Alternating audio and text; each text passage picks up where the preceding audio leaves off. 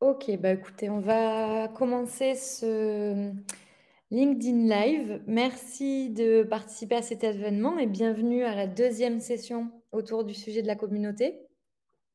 Encore une fois, n'hésitez pas à rejoindre la communauté de designers sur Discord si vous avez besoin d'approfondir le sujet ou seulement pour partager vos bonnes pratiques. Il y a un channel Research Ops pour tous les sujets de recherche, donc n'hésitez pas, on vous attend là-bas. Et n'hésitez pas non plus à poser vos questions en commentaire tout au long de la session. On y reviendra à la fin de la séance. Je vais laisser la main à Tancred pour vous partager son expérience et vous parler du sujet de comment on lance sa MVC, Minimum Viable Community. Salut Tancred, Hello Lisa, comment tu vas? ça va et toi? Ouais, très bien. Très content d'être là et super content de pouvoir participer à ce deuxième live sur le sujet de la communauté. Donc deuxième, on en avait déjà fait un la semaine dernière. Mm. Et très content de pouvoir enchaîner puisque c'est la suite logique de ce dont on a parlé mercredi passé. Donc ouais, très content d'être là. À toi de jouer, je te laisse Mhm. la main. Ouais, alors attends, je vais partager mon écran. Et voilà, normalement on le voit bien. Ok, mais du coup, bonjour à tous, très content d'être sur ce live. Donc pour un petit rappel, moi je travaille chez Sortlist, je m'occupe de la communauté qu'on est en train de construire. Sortlist, qu'est-ce qu'on fait? On a une marketplace, on met en relation des entreprises avec des agences de marketing, relations publiques. Et comment ça se passe concrètement? Une entreprise qui a un besoin vient chez nous, elle partage son projet et sur base des informations qu'elle nous donne, on va lui faire une recommandation d'agence spécialisée. Donc ça, c'est ce qu'on fait. Et moi, mon rôle sur Sortly, c'est de construire une communauté qui est dédiée à ces agences qui sont référencées sur notre plateforme.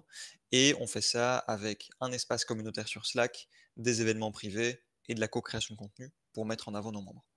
Ici, l'idée, ça va être que je vous partage un petit peu mon expérience et les différentes approches, les différentes méthodes que j'ai utilisées pour lancer cette communauté d'agences. Comment est-ce que je m'y suis pris pour la kickstarter et la mettre en place au tout début, puisque quand on veut lancer une communauté, une question qui revient très souvent sur la table, c'est bah, comment est-ce qu'on fait? Comment est-ce qu'on s'y prend concrètement pour mettre en place les bases d'une communauté? Comment est-ce qu'on démarre tout simplement? C'est quoi les premières étapes à suivre quand on veut démarrer une communauté? Ici, moi dans ce call, dans ce live, bah, je vais vous expliquer exactement quelles sont les 4 étapes que j'ai suivies pour lancer ma Minimum Viable Community chez Sortlist en 30 jours. Quelles sont ces 4 étapes concrètement? On va voir comment identifier les premiers membres, parce qu'une communauté, bah, forcément, ça démarre avec un petit groupe de premiers membres, et je vais vous expliquer comment on fait pour identifier les membres qui vont composer ce premier noyau dur, et qui derrière vous permettra de faire grossir votre communauté petit à petit. On va voir comment choisir sa plateforme communautaire, c'est-à-dire que à partir du moment où on a identifié des premiers membres, il va falloir trouver un endroit où les rassembler pour qu'ils puissent échanger les uns avec les autres et pour que vous puissiez aussi échanger avec eux, leur communiquer des informations importantes et bah, remplir l'objectif que vous voulez atteindre avec votre communauté. On va voir comment faire pour construire un onboarding de qualité. Une fois que vous avez des membres, une plateforme communautaire, encore faut-il construire un onboarding pour pouvoir les accueillir de la bonne manière. Et on va voir exactement quels sont les éléments à prendre en compte pour avoir un onboarding de qualité. Et quatrième élément important qui ne doit pas être négligé, c'est le fait d'élaborer un community member journey, c'est-à-dire qu'on va voir comment faire pour mettre sur papier toutes les étapes qu'un membre va suivre pour rejoindre votre communauté. Depuis le moment où il va vous découvrir jusqu'au moment où il va s'engager avec vous, on va voir quelles sont les étapes qu'il peut suivre et quelles sont les étapes de son parcours. Et pourquoi est-ce que c'est important d'élaborer un tel community member journey? C'est parce que quand on construit une communauté, on a très vite la tête dans le guidon et on peut rapidement un petit peu perdre voilà, on peut vite se perdre dans la quantité de travail qu'on a à faire en tant que community builder. Et le fait d'avoir un community member journey, ça va vraiment permettre d'y voir clair et de savoir exactement toutes les étapes qu'un membre va traverser. Donc c'est ce qu'on va voir dans ce live, on va voir les 4 étapes et je vais rentrer dans le sujet et dans le détail de ces 4 éléments. La première étape, identifier ses premiers membres. Comment est-ce qu'on fait pour constituer le noyau dur de sa communauté? Comment est-ce qu'on fait pour avoir une base solide? Il y a un élément à prendre en compte et c'est un élément que j'avais déjà exposé lors du live de mercredi passé, mais je vais vite repasser dessus au cas où vous n'étiez pas présent ou au cas où il y aurait besoin d'un petit rappel. Il y a une différence majeure entre une communauté et une audience, c'est que les membres d'une communauté vont échanger les uns avec les autres ils vont pouvoir construire des relations et ils vont pouvoir échanger avec la marque qui est à l'origine de la communauté. Tandis qu'avec une audience, les followers de la marque n'échangent pas spécialement les uns avec les autres. Ça, c'est vraiment une différence qui est importante à prendre en compte. Pourquoi? Parce que c'est cette différence, communauté-audience, qui va nous permettre d'identifier les premiers membres. Je m'explique. Pour que les membres d'une communauté puissent interagir, c'est-à-dire qu'on veut qu'ils construisent des relations, ils doivent partager quelque chose. On va construire des relations avec des gens avec lesquels on a un point commun, avec lesquels on partage une passion, avec lesquels on partage un travail. Bref, une communauté, c'est un groupe d'individus qui vont partager 3 choses, c'est-à-dire qu'ils vont se ressembler sur certains éléments et ils vont se rassembler autour de ce point commun. Et c'est pour ça que c'est très important de comprendre la différence audience-communauté, parce que dans cet aspect, dans cette idée de communauté, il y a vraiment ce point, les membres échangent les uns avec les autres et ils échangent à propos d'un sujet qu'ils vont partager. Et ce sujet, bah, il peut porter sur plein de sujets différents, sur plein de thématiques différentes. Ça peut être une passion, ça peut être le travail qu'ils vont faire au quotidien, mais ça peut aussi être un défi, un challenge qu'ils se sont fixés ou un challenge ou un défi auquel ils font face dans leur quotidien. Et l'idée, ça va être de rassembler les membres de la communauté autour de ce point commun, parce que ça va leur permettre de faire la distinction entre les membres qui sont dans la communauté et ceux qui n'en font pas partie. On ne peut pas avoir d'insider sans avoir d'outsider, et pour avoir cette séparation entre les deux, c'est hyper important d'avoir un point commun autour duquel les membres de la communauté vont se rassembler. La semaine dernière, j'avais partagé plein d'exemples de communautés, parce que j'avais aussi expliqué quels sont les objectifs qu'on peut atteindre en créant une communauté. J'avais présenté le modèle Spaces de David Spinks qui listait 6 objectifs différents qu'on peut atteindre. Je vous invite à regarder le replay si vous voulez en savoir plus. Là, ce que je vais faire, c'est que je vais reprendre les exemples de communautés que j'ai cités la semaine dernière et on va aller les classer dans chacun de ces différents types de points communs que les membres peuvent partager pour un petit peu illustrer ce que je suis en train de vous partager. Donc si on prend par exemple des communautés qui sont centrées autour d'une passion, bah, on peut par exemple citer Lego. Donc tous les passionnés de Lego peuvent se retrouver sur le site Lego Ideas et partager des idées de Lego qu'ils aimeraient pouvoir acheter. Et si une idée de Lego reçoit suffisamment de votes, bah, l'entreprise s'engage à le promouvoir, enfin à le produire et à le mettre sur le marché. On peut aussi citer Rafa Cycling Club. Donc Rafa, c'est une marque qui est active dans le domaine du cyclisme. Ils proposent des accessoires pour tous ceux qui sont fans de cyclisme. Et ils ont aussi une communauté, le Cycling Club, qui permet à tous les fans de vélo bah, de se regrouper et de rencontrer d'autres personnes qui ont cette passion pour aller faire des sorties ensemble et partager leur sport. Et si vous allez sur le compte Instagram de Rafa, donc le Rafa-RCC, vous verrez qu'il y a plein de stories, plein de contenus où on voit des gens qui partagent leur passion pour le cyclisme ensemble et qui font des sorties et des tours tous ensemble en peloton. On pourrait aussi citer Sephora pour tous ceux qui sont passionnés, pour toutes celles et ceux qui sont passionnés de cosmétiques, ou le Nike Running Club pour tous ceux qui sont fans de course à pied. C'est aussi une communauté qui est centrée autour d'une passion et les membres qui sont passionnés de course à pied peuvent se retrouver dans cette communauté pour trouver d'autres personnes avec lesquelles aller courir. Donc ça, c'est le premier point. On peut créer une communauté autour d'une passion et c'est la passion qui va permettre aux membres de se regrouper et de construire des relations. Deuxième exemple, ça va être le travail. Ici, j'ai encore des exemples. Je peux citer Sortlist en premier. Donc, comme je l'expliquais en début de présentation, Sortlist, on est en train de construire une communauté d'agences, donc agences marketing, de relations publiques, agences de création de sites web, etc.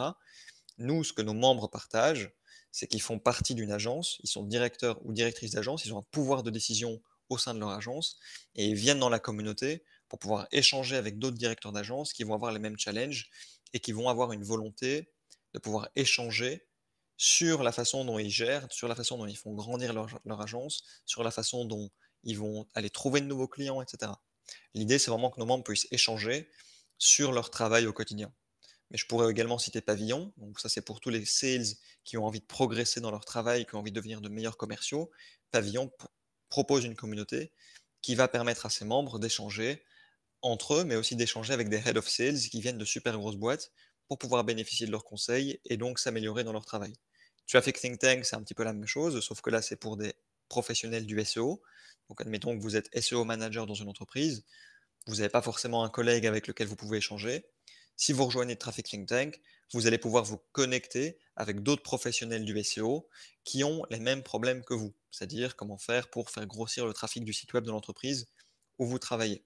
Non seulement vous allez pouvoir échanger avec des gens qui ont les mêmes problèmes, mais vous allez aussi pouvoir accéder à du contenu qui s'adresse directement à votre profil. Et alors, quatrième exemple ici, qui est un exemple français, c'est CFO Connect. CFO Connect, il y a une communauté qui a été créée par Spendesk et qui s'adresse aux CFO. CFO, Chief Financial Officer.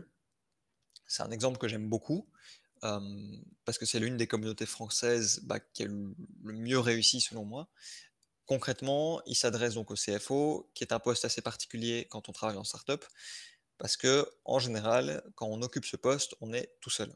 On est tout seul aux finances et on a peu de personnes avec lesquelles on peut échanger par rapport aux problématiques auxquelles on fait face quand on occupe cette position.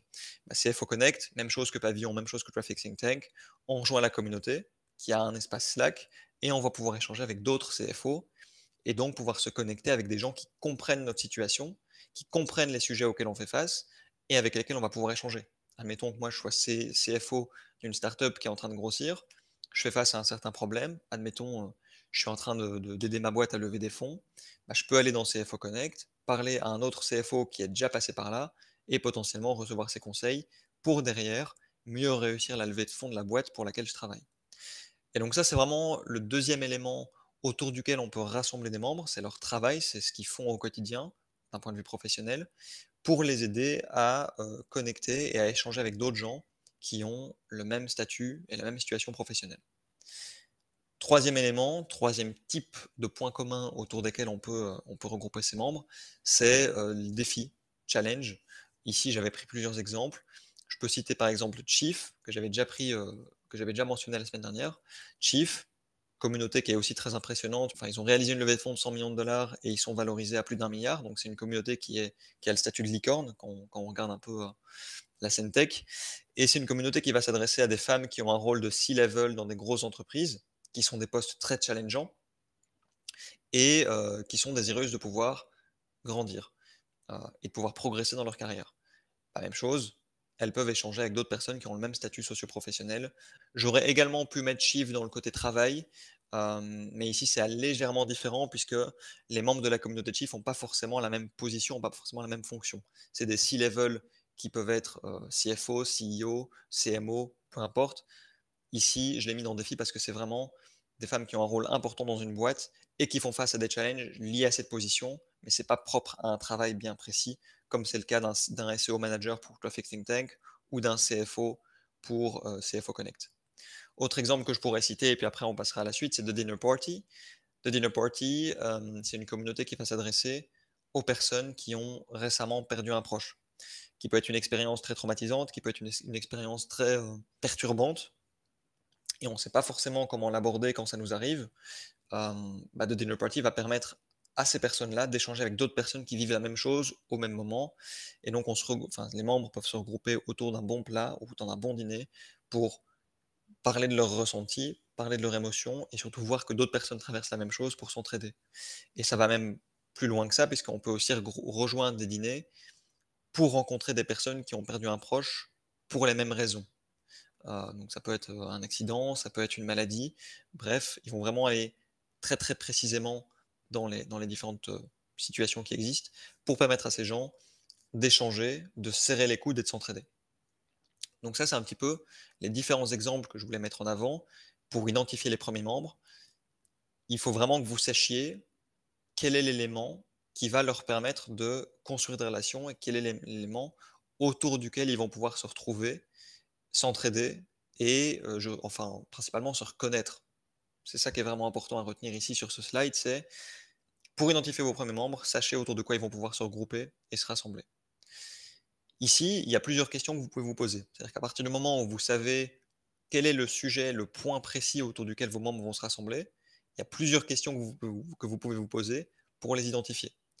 C'est-à-dire que si vous avez déjà des clients, vous pouvez vous demander qui sont les clients les plus actifs? Qui sont les clients avec lesquels vous avez eu le plus d'échanges, le plus de contacts? Est-ce que vous avez des clients avec qui vous avez eu un bon ressenti? Personnellement, avant de lancer la communauté chez Sortlist, j'avais eu quelques contacts avec plusieurs agences. J'ai contacté les agences et les directeurs d'agence et les directrices d'agence avec lesquels j'avais déjà eu des échanges et avec qui le courant était bien passé. Je pense à Julien, je pense à Marie, je pense à Kylian. Ici, c'est 3 personnes qui me viennent en tête avec qui j'avais déjà échangé avant même que je commence à construire la communauté. Et j'ai pensé à eux au moment où il a fallu que je kickstart et que je mette en place ce premier noyau dur. Donc ici, la question c'est qui sont les clients les plus actifs et avec qui vous avez des bons échanges et des bons contacts. Une fois que vous avez identifié ces clients, la question à se poser, c'est est-ce qu'ils seront prêts à s'investir? Est-ce qu'ils seront intéressés? Est-ce qu'ils ont envie de s'investir et de co-construire la communauté avec vous? Voilà. Ici, idéalement, il faut répondre oui, parce que s'ils n'ont pas le temps, heu, vous aurez beaucoup de mal à mettre les choses en place. Moi, j'ai un membre, enfin, j'avais contacté une agence pour lui proposer de faire partie des premiers membres. Il m'a clairement exprimé le fait qu'il n'avait pas le temps, qu'il était très occupé, qu'il avait beaucoup de projets à gérer pour le moment pour ses clients. Bah, j'ai apprécié son honnêteté parce que s'il avait dit oui sans avoir vraiment le temps de s'y consacrer ou sans vraiment avoir envie de s'investir dans la co-construction de cette communauté, bah, ça nous aurait pas permis d'avancer de la bonne manière. Et ça, c'est un point qui est vraiment important à retenir. Je fais un petit aparté. On construit pas la communauté pour les membres, on la construit avec eux. Et c'est pour ça que c'est important de bien identifier ce premier noyau dur et de s'assurer que les membres qui vont en faire partie soient prêts à s'investir. Troisième question que vous pouvez vous poser, c'est où est-ce qu'ils se trouvent? Où sont les premiers membres que vous allez sélectionner? Et est-ce qu'il serait envisageable de les sélectionner tous plus ou moins au même endroit pour leur permettre de se rencontrer, de prévoir des événements ensemble, que ce soit formel ou informel? Est-ce que c'est envisageable, avec vos premiers membres, de lancer des événements physiques? Tout à l'heure, je mentionnais CFO Connect. Si vous vous penchez sur l'historique de CFO Connect, à la base, ils étaient à Paris et ça permettait à ces membres de se retrouver entre eux, d'aller boire des verres et de vraiment construire cette, ce sentiment d'appartenance. Même chose pour The Dinner Party. Il y a des clubs qui sont disponibles dans plusieurs villes différentes. Euh, donc la localisation, si vos membres sont proches les uns des autres, c'est clairement un avantage. Et enfin, bah voilà, quatrième question, comment est-ce que vous pouvez les connecter, les aider à nouer des relations? Quels sont les différents éléments que vous pouvez mettre en place? Ça, on va y venir dans la suite de la présentation. L'idéal, en termes de nombre de personnes, c'est un avis personnel et ça vient de mon expérience personnelle avec Sortlist, c'est de commencer avec un petit groupe. Visez pas trop grand, visez 5-10 personnes, commencez avec un petit groupe solide où vous allez pouvoir nouer des relations vraiment fortes entre les membres et derrière, vous augmenterez la taille de la communauté. Ça sert à rien d'ouvrir un espace Discord ou un espace Slack, c'est mon opinion, de mettre 100, 150, 200 personnes en une fois, sans avoir pris le temps de les connaître, sans avoir pris le temps de savoir quelles sont leurs problématiques, sans avoir pris le temps de savoir comment vous allez pouvoir les connecter les uns aux autres, parce que vous allez avoir envie d'aller très vite, mais au final, au long terme, ça va pas fonctionner. Mon opinion, c'est qu'il vaut beaucoup mieux commencer avec un petit groupe solide, prendre le temps de nouer des relations entre ses membres et de progressivement ouvrir la taille de la communauté parce que c'est un jeu qui se fait au très très long terme et il y a, selon moi, que cette façon-là qui est vraiment viable pour construire une communauté solide au très long terme. Donc commencez petit et de toute façon, vous verrez que vous allez pouvoir ouvrir la communauté progressivement. Donc ça, c'est ce que je voulais vous partager pour identifier vos premiers membres. Trouver un point commun qu'ils vont pouvoir partager et les différentes questions qui vont vous permettre d'identifier clairement les profils qui vont constituer votre noyau dur. Maintenant, une fois que vous avez ces profils, vous avez votre équipe de 5-10 personnes, il faut encore savoir comment vous allez communiquer avec eux. Comment est-ce que vous allez faire pour les rassembler au même endroit, pour pouvoir leur communiquer des informations importantes, pour leur permettre d'échanger et de s'envoyer des messages mutuellement, et pour pouvoir vous permettre de soit recevoir du feedback sur votre produit si vous voulez recevoir et construire votre produit avec eux, ou organiser des événements, typiquement. Ici, ce qu'on va voir, c'est plusieurs exemples de plateformes qui existent, que vous pouvez utiliser pour regrouper vos membres. On va voir quels sont les avantages et les inconvénients de chacune d'entre elles, et je vous présenterai quelle est la plateforme que moi j'ai choisie pour la communauté de Sortlist. Première possibilité, assez classique, Facebook. Vous pouvez tout à fait héberger votre communauté sur un groupe Facebook. C'est une fonctionnalité qui est mise en avant par la plateforme.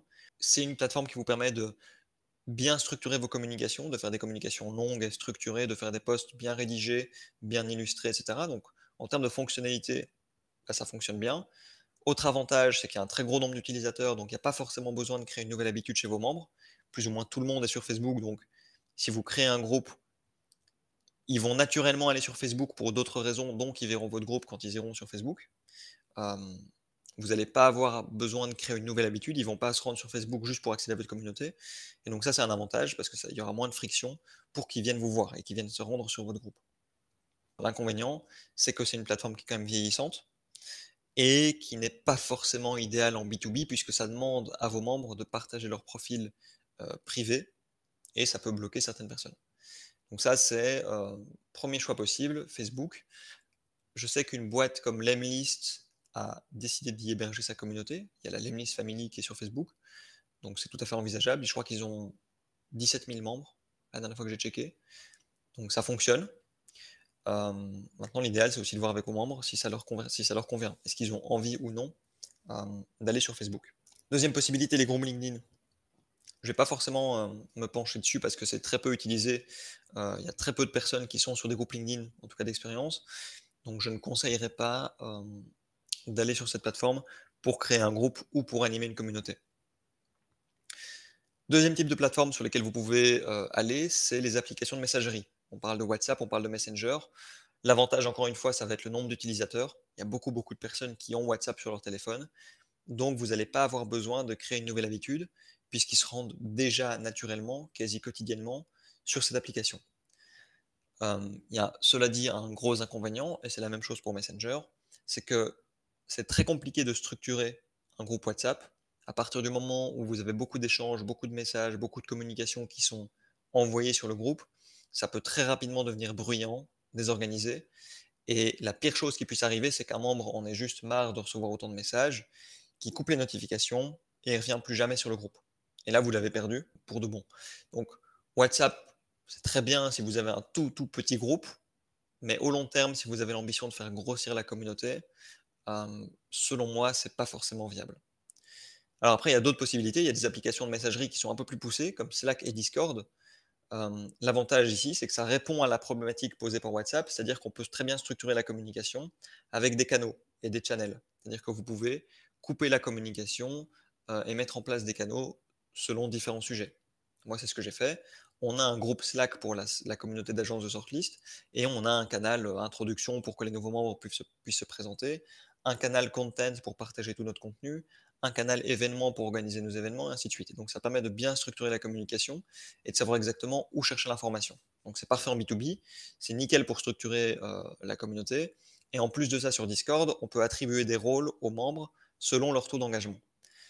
L'inconvénient, c'est que si vos membres n'utilisent pas déjà Slack ou Discord dans leur quotidien, vous allez devoir créer une nouvelle habitude chez eux et ils vont devoir prendre le réflexe de se rendre sur Slack ou sur Discord pour voir votre communauté, voir vos messages, s'investir dedans, etc. Donc, ici, la meilleure chose à faire, c'est de voir si vos premiers membres utilisent déjà ces applications. Et si s'ils l'utilisent déjà, c'est juste parfait. Moi, c'est ce que j'ai fait. Au tout début de la communauté de Sortlist, j'ai demandé à mes membres si c'était OK pour eux qu'on aille sur Slack. Ils m'ont quasiment tous confirmé qu'ils l'utilisaient déjà dans leur quotidien pour leur boulot. Et donc, il n'y avait pas de souci de créer une nouvelle habitude puisque ils étaient déjà familiarisés avec l'outil. Donc ça, c'est juste nickel. Ensuite, quatrième type de plateforme que vous pouvez utiliser, c'est les plateformes communautaires, c'est-à-dire que ce sont des outils qui ont été pensés et qui ont été construits pour animer des communautés. Il y a plusieurs exemples. Circle, Community, c'est des Américains. Et chez nous, du côté français, on a Melting Spot, qui pour l'instant est en version bêta, mais qui ne devrait pas tarder à arriver et à être prêt pour lancer des communautés. L'avantage, encore une fois, c'est que ça permet de super bien structurer et d'organiser la communauté, puisque c'est des outils qui ont été pensés pour. Et en plus de ça, ils vont proposer des contenus et des supports aux community builders pour les accompagner et les aider dans leur travail au quotidien. Donc c'est juste parfait. L'inconvénient, encore une fois, c'est que ça va demander de créer une nouvelle habitude, puisque à moins de faire déjà partie d'une communauté qui est présente sur Melting Spot, Circle ou Community, il va falloir prendre l'habitude de se rendre sur le site pour y accéder. Et en plus de ça, il va falloir mettre en place un identifiant, un mot de passe. Donc il y a un petit peu de friction à l'entrée pour pouvoir se rendre sur la communauté, en tout cas qui est plus forte que si on faisait un groupe Facebook ou un groupe WhatsApp. Mais pour avoir testé la version bêta de Melting Spot, il y a vraiment des très cool fonctionnalités. C'est possible de tout faire au même endroit, ce qui n'est pas forcément le cas avec Slack. Si vous décidez d'animer votre communauté sur Slack ou sur Discord, il est très probable que vous ayez besoin d'outils externes, comme un Notion par exemple, pour faire du knowledge management. C'est-à-dire que si vous commencez à organiser des événements en ligne pour vos membres, ou si vous commencez à prendre du feedback de leur part pour construire votre produit, vous allez devoir utiliser d'autres outils en supplémentaire, parce que Slack ou Discord ne vous permettra pas de le faire. Donc vous allez vous retrouver avec une stack d'outils qui sera assez large, tandis qu'avec un Circle, un Community ou un Melting Spot, on peut tout faire au même endroit. Et c'est vrai que pour le community builder, c'est très confortable. Par contre, encore une fois, il est nécessaire de mettre en place une nouvelle habitude et ça risque de mettre en place une petite friction et de, et de, et de complexifier la mise en route de l'engagement des membres. Donc là, il n'y a pas vraiment de solution 100% idéale, c'est un arbitrage qui doit être fait selon ce que vous avez envie et selon ce qui vous semble le plus adapté à vos membres. Et moi, ce que j'ai envie de vous dire, c'est que le mieux, c'est d'aller solliciter vos premiers membres, d'échanger avec eux et de prendre une décision en commun sur la plateforme où vous voulez les rassembler et où eux auront envie d'échanger.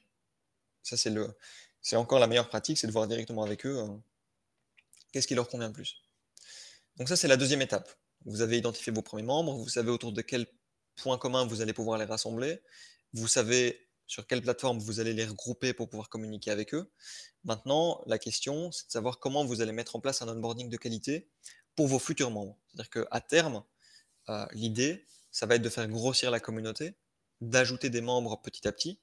Le truc, c'est que quand ces nouveaux membres vont vous rejoindre, c'est important qu'ils sachent exactement ce qu'ils peuvent ou ne peuvent pas faire dans la communauté et quelles sont les premières actions qu'ils vont pouvoir entreprendre. C'est crucial parce que quand un membre va vous rejoindre, il faut qu'il se sente accueilli et il doit directement savoir ce qu'il peut faire. Pourquoi? Parce qu'en fait, il y a un double objectif derrière. Un, le fait de l'onboarder proprement et de lui faire comprendre qu'il est bien accueilli, ça va l'aider à avoir un sentiment d'appartenance. D'accord, j'arrive dans ce groupe, on m'accueille proprement, on m'accueille convenablement, je me sens bien à cet endroit. Exactement comme quand on arrive dans une soirée, on aime bien être accueilli et être intégré au groupe. C'est beaucoup plus confortable, c'est beaucoup plus facile. C'est un peu la même logique ici avec une communauté. Et la deuxième chose, en lui donnant des petites actions très concrètes qu'il peut faire en rejoignant la communauté, ça va mettre en place une base d'engagement et ça va faciliter le fait qu'il s'engage de plus en plus envers la communauté. C'est un petit peu la technique du pied dans la porte. Vous demandez de faire des toutes petites actions très faciles au début pour au final pouvoir leur demander quelque chose de plus en plus important selon l'objectif que vous voulez atteindre avec votre communauté.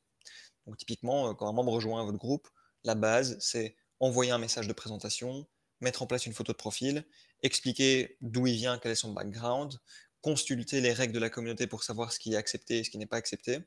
Donc au final, dans un onboarding, il y a plusieurs choses qui doivent y être. Si on fait un petit peu un listing des éléments qui sont intéressants, première chose, c'est la base et qui est de toute façon nécessaire, c'est un email de bienvenue. À partir du moment où un membre s'inscrit, il doit recevoir un email personnalisé en lui souhaitant la bienvenue dans la communauté, en lui partageant le lien pour accéder à l'espace communautaire que vous avez choisi. Par exemple, si c'est un Slack, vous partagez un lien Slack. Si c'est un groupe Facebook, vous partagez le groupe Facebook pour qu'il puisse savoir exactement où aller. Dans cet email de bienvenue, c'est aussi important de repréciser quelles sont les premières actions que le membre devra entreprendre au moment où il arrivera sur la plateforme communautaire. Deuxième élément, c'est idéalement un call en one-on-one. Moi, c'est ce que j'ai fait jusqu'à présent avec chacun de mes membres. J'ai toujours fait un call en one-on-one avec eux pour pouvoir apprendre à les connaître, pour pouvoir savoir dans quelle agence ils travaillaient, dans quelle expertise ils étaient spécialisés, dans quel secteur d'activité ils se concentraient, pour pouvoir vraiment les connaître et avoir une idée finalement de qui sont les membres de ma communauté, mais aussi pour savoir avec qui je vais pouvoir les connecter et avec qui est-ce que je vais pouvoir les mettre en relation. Parce que c'est aussi ça le but de notre communauté chez Surflist, c'est de permettre aux agences d'échanger les unes avec les autres sur des thématiques qui font sens pour elles. Et pour ça, je suis obligé de passer par des calls en one-on-one pour pouvoir savoir, OK, toi, selon ce que tu me dis, je peux te mettre en relation avec telle ou telle personne qui a déjà rejoint la communauté. Et si jamais c'est pas le cas, si un nouveau membre nous rejoint et que c'est pertinent, je penserai à lui parler de ce que tu viens de me dire. Donc ça, le call en one-on-one, c'est idéal. Maintenant, c'est pas toujours possible selon la quantité de membres qui rejoignent en un coup. Donc c'est aussi possible de passer par un onboarding collectif. C'est-à-dire que vous allez regrouper tous les nouveaux membres qui ont rejoint sur une semaine, sur 2 semaines ou sur un mois au sein d'un call pour pouvoir échanger avec eux, mais aussi pouvoir leur permettre d'échanger les uns avec les autres. Ça fait un petit peu rentrer des classes. Les nouveaux membres peuvent échanger avec ceux qui ont rejoint la communauté plus ou moins au même moment. Et c'est aussi excellent pour mettre en place un sentiment d'appartenance. Donc ça, c'est aussi possible à mettre en place, onboarding collectif. Et je pense que de toute façon, à partir du moment où on atteint une certaine taille de communauté, on est limite obligé de passer par là, puisque sinon on se retrouve à faire des calls en one-on-one avec des membres de 9h à 18h si on a 100 personnes qui rejoignent en une fois. Donc onboarding collectif, c'est intéressant. à moins que vous décidiez de faire grossir votre équipe communauté et que vous ayez plusieurs personnes dans l'équipe. Alors là, c'est possible de faire des calls en one-on-one, chacun prenant une certaine proportion des membres qui ont rejoint la communauté à certains moments. Mais voilà, l'un ou l'autre, c'est important dans tous les cas de faire un call avec les membres.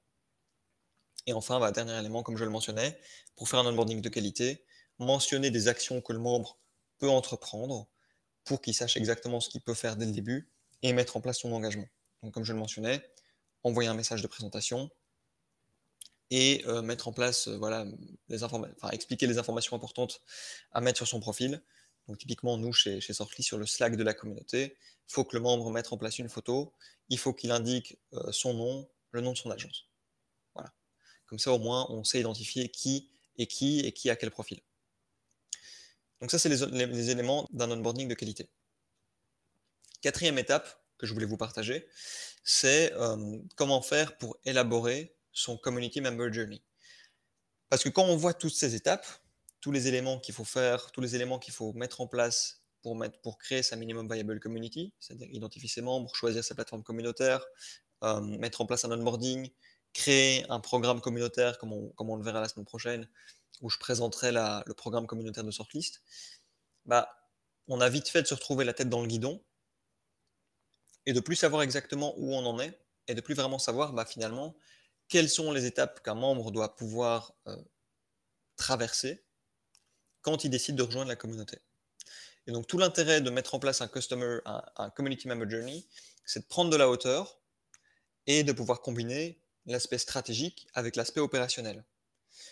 C'est-à-dire que quand on va mettre sur papier toutes les étapes de la vie d'un membre, on va pouvoir savoir à quelle étape est-ce qu'on peut intervenir pour améliorer le processus, le rendre plus fluide et faire grossir la communauté, la faire grandir plus facilement.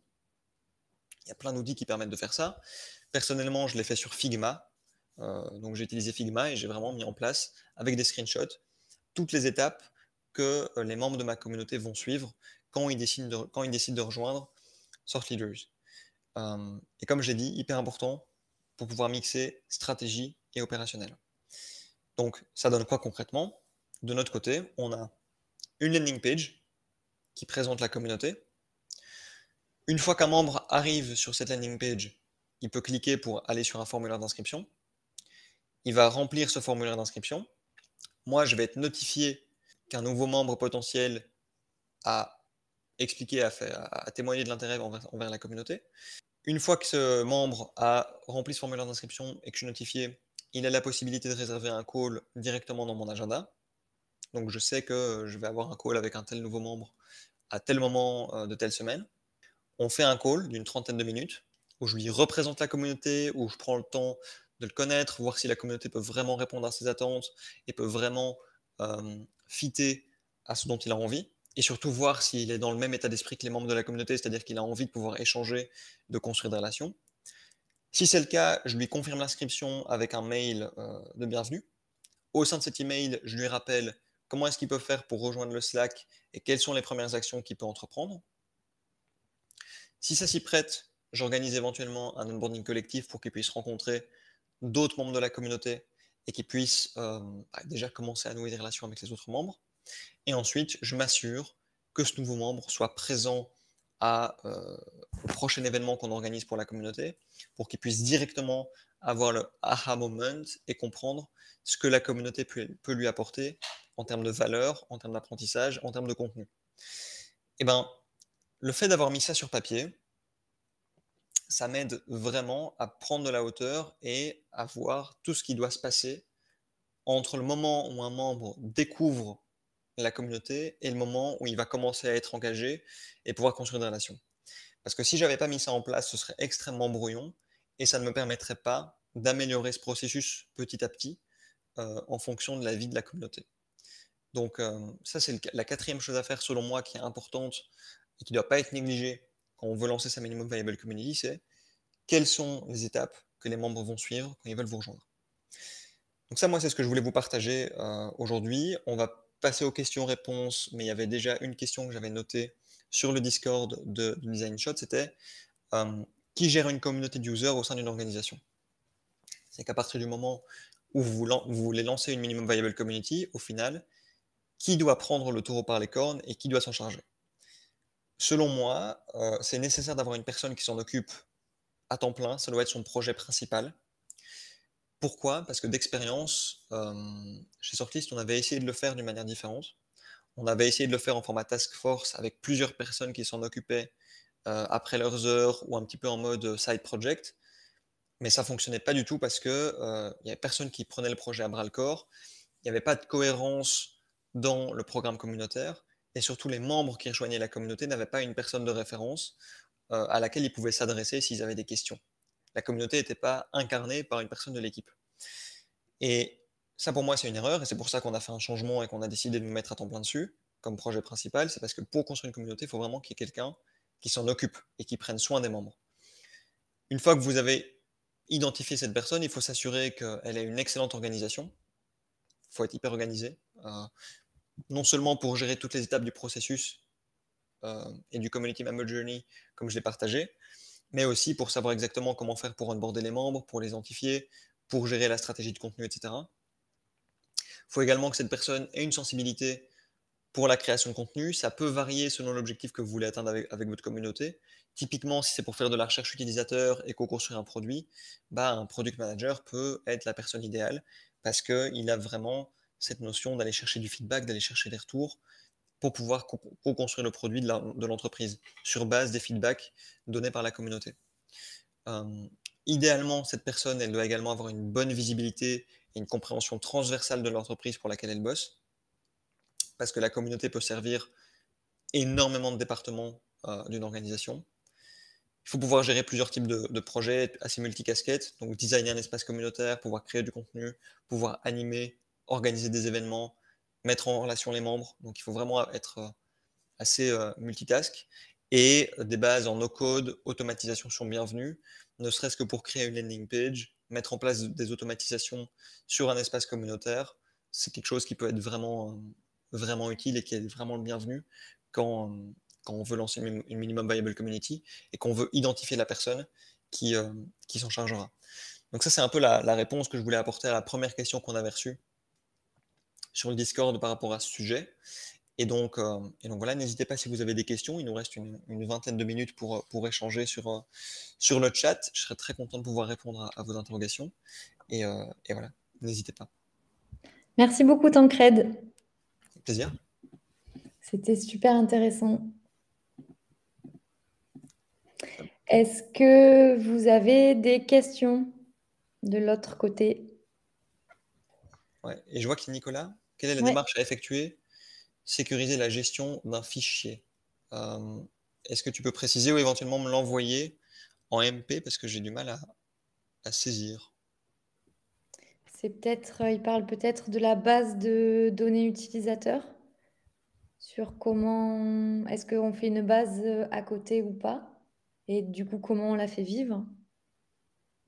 Ouais, c'est potentiellement ça. Moi, personnellement, pour ma base d'utilisateurs, enfin, tous mes membres sont, enfin, toutes les informations de mes membres sont listées sur un CRM et ils sont ajoutés dessus automatiquement pour savoir exactement qui fait partie de la communauté, quel est leur rôle, à quel moment ils ont rejoint la communauté, pour quelles raisons ils ont rejoint. Donc ça peut être, enfin, ça effectivement, c'est une chose qui peut être mise en place et qui est effectivement importante, c'est d'avoir un CRM en place. Donc, je vois qu'une question d'Anthony. En parlant de la recherche utilisateur, quelle est la plus-value d'une communauté par rapport à un panel? Alors, est-ce que, Anthony, tu veux dire par rapport à un panéliste, c'est-à-dire on sous-traite la tâche du recrutement ou vraiment un panel utilisateur que vous avez déjà? Pour moi, la communauté sert de panel en interne. C'est pour ça l'objectif de créer une communauté, c'est pour avoir un panel sur lequel on va pouvoir s'appuyer pour venir recruter des utilisateurs pour de la recherche continue, c'est-à-dire toutes les semaines à minima, et puis pouvoir identifier différents formats de recherche pour pouvoir après leur envoyer, que ce soit des questionnaires quanti, des propositions à des interviews, des tests utilisateurs ou autres. J'aurais pas dit mieux.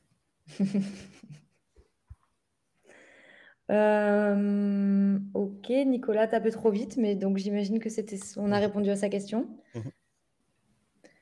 Non, pas d'autres Pas de questions. Ben, question. pouvoir s'arrêter là alors. Si jamais vous avez des questions qui vous viennent en tête un peu plus tard, n'hésitez pas à nous les envoyer sur le Discord ou sur LinkedIn. On y répondra avec plaisir. Mhm.